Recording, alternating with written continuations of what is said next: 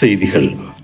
நத்தார் மற்றும் பண்டிகை காலத்தை முன்னிட்டு இன்று மேலதிக பஸ் சேவைகளை முன்னெடுக்க இலங்கை போக்குவரத்து சபை நடவடிக்கை எடுத்துள்ளது. புறக்கோட்டை மத்திய பஸ் நிலையத்திலிருந்து ஹட்டன், பதுளை, மட்டக்களப்பு வரையிலான நீண்ட தூர பயணங்களுக்கு சுமார் 50 மேலதிக பஸ்கள் பயன்படுத்தப்பட்டுள்ளதாக இலங்கை போக்குவரத்து சபையின் பிரதி பொது முகாமையாளர் பண்டுக ஸ்வர்ணஹன்ச தெரிவித்தார். நத்தார் தினமான நாளை பயணிகளின் தேவைக்கேற்ப மேலதிக பஸ்கள் சேவையில் ஈடுபடுத்தப்படும் எனவும் அவர் குறிப்பிட்டுள்ளார். தொடரும் அரிசி தட்டுப்பாடு காரணமாக ஜனவரி 10 வரை அரிசியை இறக்குமதி செய்வதற்கு வர்த்தக அமைச்சர் இணக்கம் தெரிவித்துள்ளதாக அத்தியாவசிய உணவுப் பொருட்கள் இறக்குமதியாளர்கள் சங்கம் தெரிவித்துள்ளது. நேற்று இடம்பெற்ற கலந்துரையாடலின் பின்னர் இது தொடர்பான முன்மொழிவை அமைச்சர் நேற்றைய அமைச்சரவை கூட்டத்தில் முன்வைக்க உள்ளதாக இறக்குமதியாளர்கள் தெரிவித்தனர்.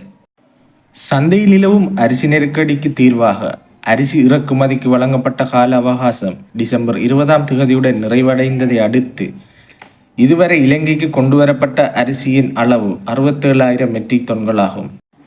எவ்வாறாயினும் அரசினால் இறக்குமதி செய்யப்படும் 70,000 மெட்ரிக் டன் அரிசியின் முதல் தொகுதி இலங்கை அரச வர்த்தக பொது கூட்டுத்தாபனத்தினால் கொள்வனவு செய்யப்பட்ட 52,000 மெட்ரிக் டன்கள் இன்று கொழும்பு துறைமுகத்தை வந்தடைய உள்ளது.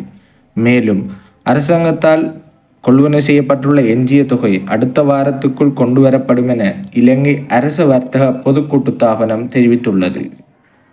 குடிபோதையில் வாகனம் ஓட்டுதல், பயணிகளுக்கு அசௌகரியம் ஏற்படுத்தும் வகையில் வாகனங்கள் ஓட்டும் சாரதிகள், அதிவேகத்தில் வாகனங்களை ஓட்டுதல், தொலைபேசியில் பேசிக்கொண்டு வாகனங்களை ஓட்டும் சாரதிகள், கவனக்குறைவாக வாகனங்களை ஓட்டும் சாரதிகள், இவ்வாறான சாரதிகளை கண்டால் 119 அல்லது 1997 என்ற இலக்கத்துக்கு அறிவிக்குமாறு போலீசார் கேட்டுக்கொண்டுள்ளார்கள். அத்தோடு அருகில் இருக்கும் போலீசுக்கும் வீடியோ ஆதாரத்துடன் முறையீடு செய்யலாம்.